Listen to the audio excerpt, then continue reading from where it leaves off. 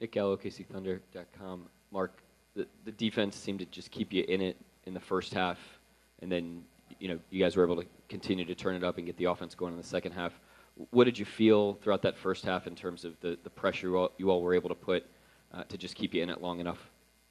I thought that was the game, for us, to play as poorly as we did offensively in the first half and to be down 4 was a major victory for us at halftime. And the defense was a huge catalyst in that. I thought offensively, it's a very different series. It's a very different team stylistically, and I just thought it took us some time to calibrate that. They're a lot more pressure-oriented on the perimeter. They're a lot more physical on the perimeter.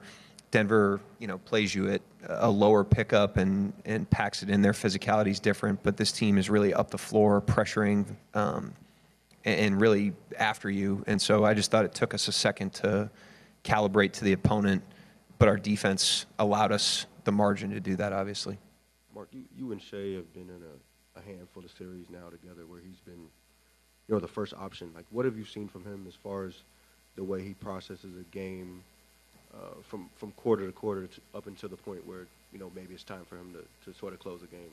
Yeah, he keeps himself in it. He's got a great emotional temperament. I've always marveled at that about him. He was 2 for 13, I think, at halftime or at one point in the game. And he just keeps himself in it. He doesn't get emotional. He just plays the next play. I thought he was really in attack mode tonight. He did a great job of pounding the paint with the ball. He had a good blend, especially in the second half of his early passes. But, he was really driving it and putting a lot of pressure on them, which is what you have to do against that level of pressure and physicality. And he said earlier in the year that going into the season that he stopped caring about his efficiency and that it almost made him feel like liberated, I think was the word used. Do you remember seeing signs of that earlier this year? And I guess what has that meant for him during this playoff run? Yeah, he's a great player that just stays present. If you're worried about your efficiency, you're worried about the past or the future. And he's, a very present player. He just plays the possession in front of him. He doesn't really change his game. He doesn't change his mindset. I thought that was on, full display tonight. And he was huge for us. And I thought him, Chet, in the second half, Dub in the second half, there was just a different level that they went to, Caruso, from where they were in the first half. They did a great job in-game of kind of turning the table. Mark, you didn't play Kenrich many meaningful minutes in that Denver series. In fact, I don't think any meaningful minutes. But for him to come in the first half and then the defense he played on Julius in the second half, just what did he bring tonight, and what did you like about the matchup with him out there? Well, first of all, he hasn't played, significant minutes in a game since the last game of the regular season. It was 5 weeks ago. And the amount of invisible work that it takes to keep yourself that sharp to be able to go in a playoff game like that in the Western Conference Finals and perform the way he did, the invisible work shows up there. That's unbelievable.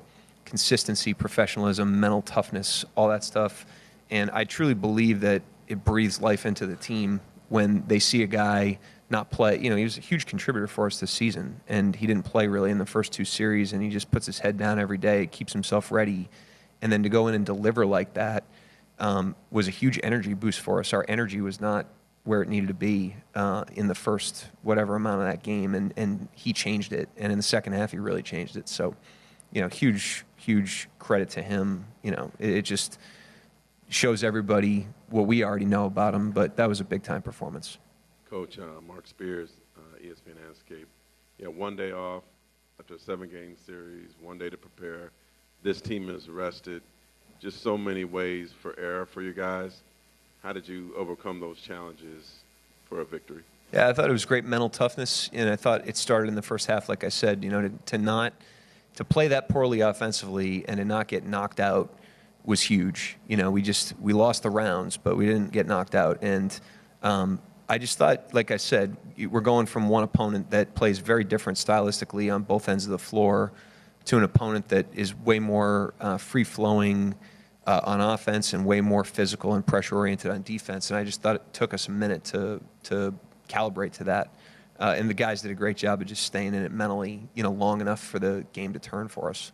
You had a fourth quarter where Chet kind of was in a slog early, but fourth quarter. I think he had 7 points, hit a three. He's on the boards offensively. That kind of help you put the game away. He was big time, and I didn't think he played his best in the first half, like a lot of guys on the team, and he just kept himself in it and really got engaged in the game, and he was part of a huge run there. I thought being able to go to Kenrich the way we did and get him a blow and then come back to him fresh at the end of the third was huge for Chet, and so it just shows the downstream effects of depth, and I thought it helped him tonight, but he was really ready to rock when he went back in there. It's another game where you guys have more than 30 points off of turnovers.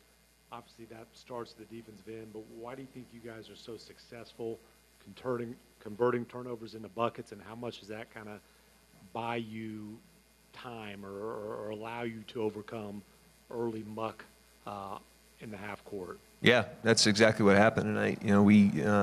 We were mucky in the first half, and our defense was a huge catalyst. And the turnovers are never. That's not what we talk about. We talk about our crowd. We talk. The crowd around the ball, and we talk about being aggressive in our help.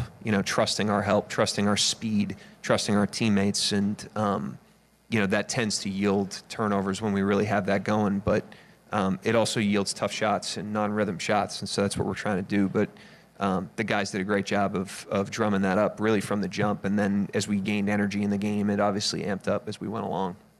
Andrew Schleck with The Athletic. 27 threes is the lowest amount you took in the regular season in a game. Tonight you took 21. Just thoughts on what led to that? I mean, we took a lot in the paint tonight. I don't know what the number was, but probably took 50 shots in the paint.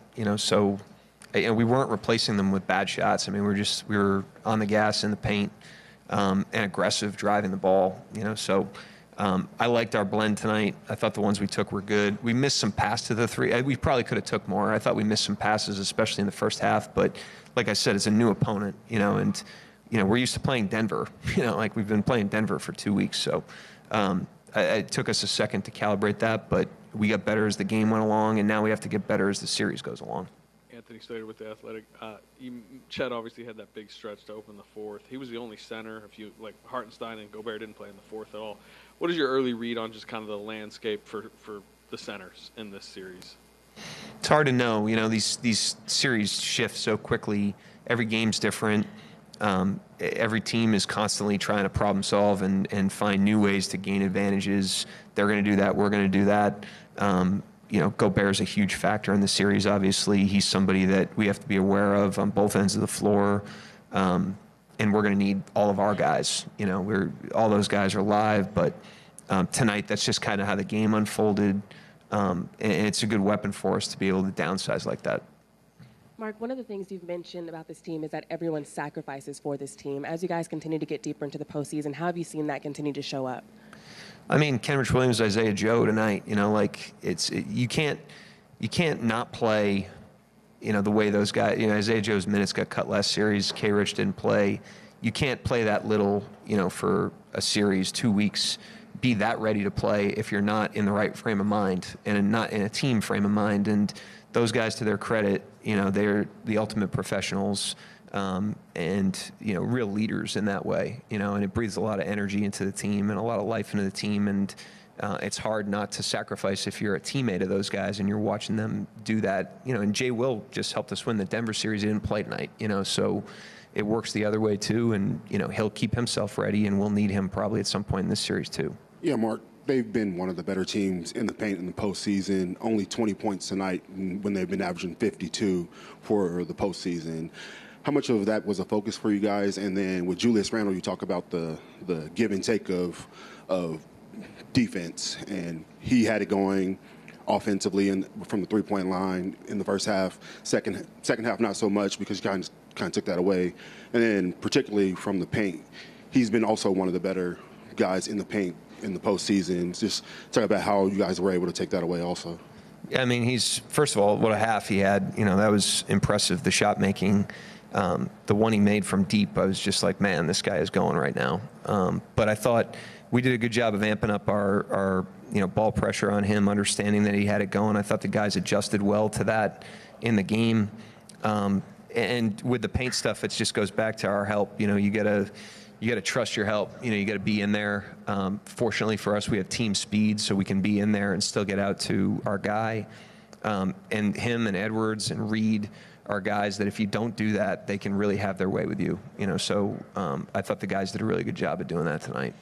Coach, was that foul on Randall at the end of the half significant? And how did you defend him better? And continually through the game, I guess Ant-Man ended up, I think, with 5 field goals. Just wondered your philosophy in defending them.